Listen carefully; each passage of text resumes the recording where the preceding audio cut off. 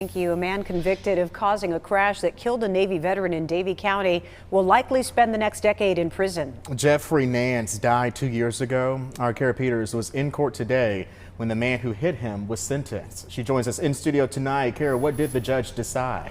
Well, the judge sentenced Earl McLaurin Jr. to 12 to 15 years in prison after he pleaded guilty to 1 count of second-degree murder in the death of Jeffrey Nance. Nance's family says they're overall satisfied with the outcome, but would give anything to bring their loved one back.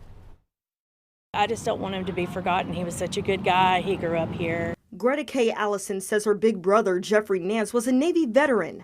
After the military, he remained committed to service throughout his community, like Meals on Wheels and Neighborhood Watch. She says her mother has taken the loss of her son hard. Nobody should have to bury their child. He was her firstborn, and she felt like a piece of her died when he died.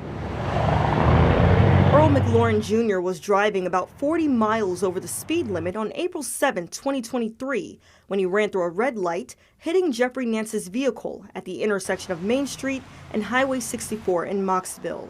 Nance died at the scene. The prosecuting attorney revealed that McLaurin tested positive for meth, fentanyl, and THC at the time of the crash and had a long history of drug abuse. The attorney revealed that a mental evaluation by the State Department of Health and Human Services ruled McLaurin mentally impaired with a substance abuse psychotic disorder. McLaurin personally apologized to Nance's family during sentencing, as did his loved ones who were there on his behalf. If he was truly sorry, he wouldn't have been under the influence of things and driving his car like he was.